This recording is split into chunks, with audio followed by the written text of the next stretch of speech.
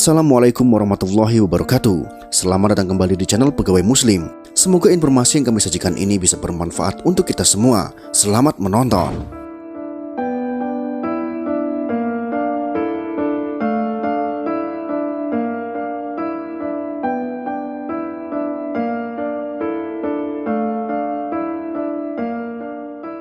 Ular adalah hewan yang ditakuti banyak orang. Ular memiliki bentuk tubuh panjang yang bisa berjalan dengan sangat cepat dengan cara menjalar. Ular terkenal akan karakternya yang membahayakan orang lain karena ada beberapa jenis yang berbisa dan memiliki racun yang mematikan. Ia juga bisa membunuh dengan cara melilit. Ular menjadi hewan yang diwaspadai semua orang dan menjadi hewan yang sering dibunuh karena dikhawatirkan membahayakan nyawa manusia. Hukum membunuh ular dalam Islam. Dari Abu Hurairah radhiyallahu anhu, ia berkata, Rasulullah shallallahu alaihi wasallam bersabda, "Tidaklah kami pernah berdamai dengannya sejak kami memusuhinya.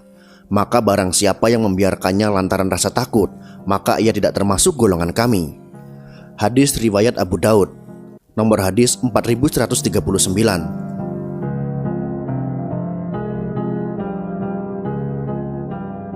Rasulullah mengizinkan untuk membunuh ular tersebut dan melarang untuk membiarkan ular tersebut hidup lantaran karena takut. Sehingga dari hadis ini jelas bahwa hukum membunuh ular dalam Islam adalah halal, bukan termasuk dosa yang tak terampuni. Boleh dilakukan jika memang membahayakan nyawa dan dengan niat melindungi diri. Membiarkannya karena rasa takut justru tidak diperbolehkan, karena dikhawatirkan akan membahayakan nyawa orang lain. Mari langsung saja kita bahas kisah tentang ular yang merindukan Rasulullah Shallallahu Alaihi Wasallam dan menunggu kehadiran beliau di Gua Thur. Berikut ini adalah kisahnya.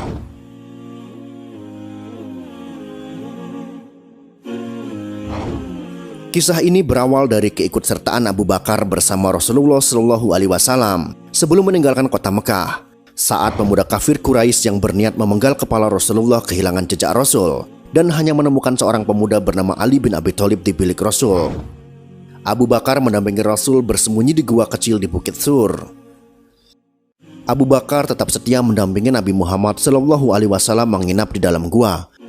Sebelum beliau memasuki gua, Abu Bakar dengan sigapnya membersihkan dan menutup lubang-lubang yang ada di dalam gua agar mereka terhindar dari binatang buas. Dalam tidurnya, Rasulullah Shallallahu Alaihi Wasallam melabuhkan kepalanya di pangkuan sang sahabat. Tiba-tiba, seekor ular mendesis keluar dari salah satu lubang yang belum ditutup oleh Abu Bakar. Abu Bakar menatapnya waspada, ingin sekali ia menarik kedua kakinya untuk menjauh dari hewan berbisa tersebut. Namun keinginan itu dienyahkan dari benaknya, karena ia takut mengganggu tidur Nabi. Abu Bakar menutup lubang itu dengan salah satu kakinya, lalu ular itu menggigit pergelangan kaki Abu Bakar. Tapi kakinya tetap saja tak bergerak sedikit pun dalam hening. Sekujur tubuh Abu Bakar terasa panas ketika bisa ular menjalar cepat ke dalam darahnya. Abu Bakar tak kuasa menahan isak tangis ketika rasa sakit itu tak tertahankan lagi. Dan tanpa sengaja air matanya menetes mengenai pipi Nabi yang tengah berbaring di pangkuannya. Rasulullah terbangun lalu berkata, "Wahai Abu Bakar, apakah engkau menangis karena menyesal mengikuti perjalanan ini?" "Tentu saja tidak, saya ridho dan ikhlas mengikutimu kemanapun," jawab Abu Bakar. "Lalu mengapakah engkau meluruhkan air mata?" Rasulullah bertanya dengan bersahaja. "Seekor ular baru saja menggigit saya, wahai Rasulullah, lalu bisanya menjalar begitu cepat ke dalam tubuhku," jawab Abu Bakar dengan suara tercekat. Lalu Nabi berbicara kepada ular itu, "Hai, tahukah kamu, jangankan daging atau kulit Abu Bakar, rambut Abu Bakar pun haram kau makan." Dialog Rasulullah dengan ular tersebut juga didengar oleh Abu Bakar berkat mukjizat beliau. "Ya, hamba mengerti ya Rasulullah. Bahkan sejak ribuan tahun yang lalu ketika Allah mengatakan, barang siapa memandang kekasihku Muhammad fi ainil mahabbah atau dengan mata kecintaan, aku anggap cukup untuk menggelar dia ke surga," kata ular tersebut. "Ya Rob, beri aku kesempatan yang begitu cemerlang dan indah. Aku ingin memandang wajah kekasihmu fi ainil mahabbah," lanjut ular tersebut. Lalu apa kata Allah Subhanahu wa ta'ala? Silahkan pergi ke Jabal Sur, tinggal di sana. Kekasihku akan datang pada waktunya, jawab Allah Subhanahu wa Ta'ala. Ribuan tahun aku menunggu di sini. Aku digodok oleh kerinduan untuk jumpa engkau Muhammad. Tapi sekarang ditutup oleh kaki Abu Bakar, maka kugigitlah dia. Aku tak ada urusan dengan Abu Bakar. Aku ingin ketemu engkau wahai Muhammad, jawab ular tersebut. Lihatlah ini, lihatlah wajahku, kata Rasulullah Shallallahu Alaihi Wasallam. Dan sang ular dari Gua Thur pun memandang wajah Nabi penuh dengan rasa cinta dan rindu.